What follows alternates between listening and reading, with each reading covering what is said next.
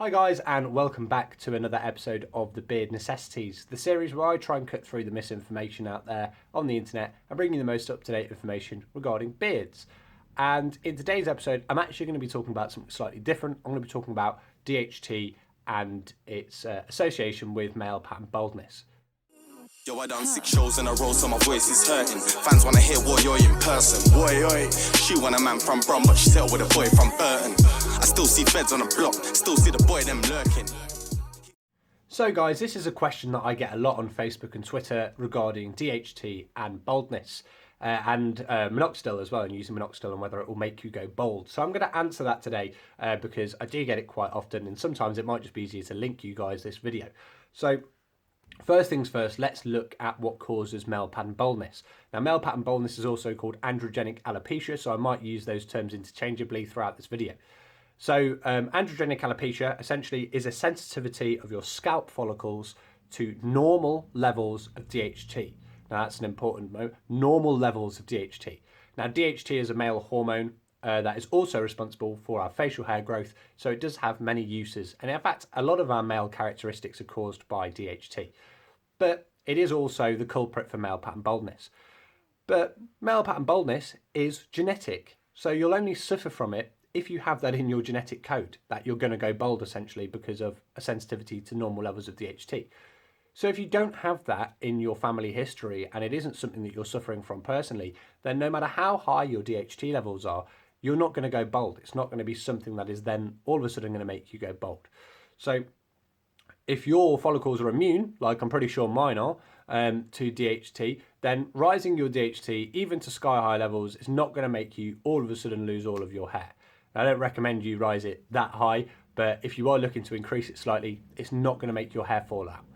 Now, this is often purported on a lot of things online, especially when they talk about things like creatine. Will this make me go bald? And a lot of the time they go, yeah, it will. They haven't actually understood that it is a genetic condition.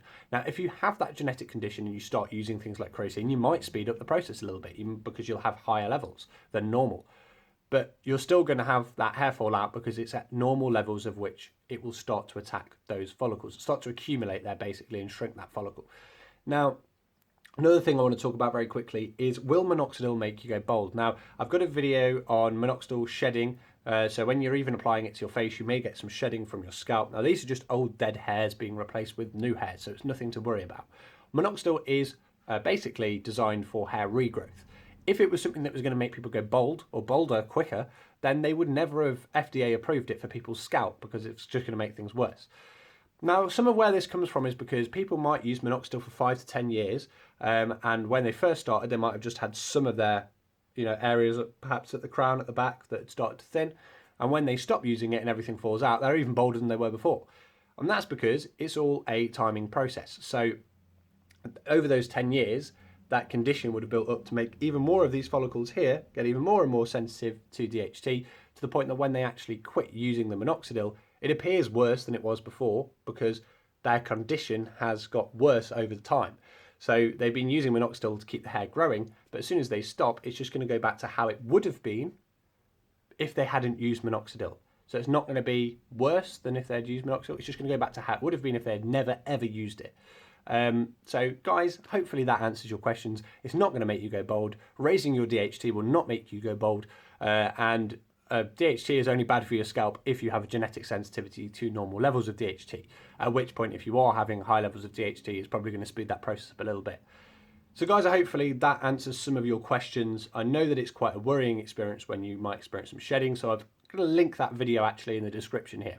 But thanks very much for watching this video. If you did like this video, then please do hit the like button. If you want to keep up to date with videos like these, hit that subscribe button. If you have any comments, questions, queries or suggestions, feel free to pop them below. I've been Adam at The Facial Fuzz, and I will see you guys again next time. Got a blue tick, but I got one on the top that gave me. I don't even know what's real.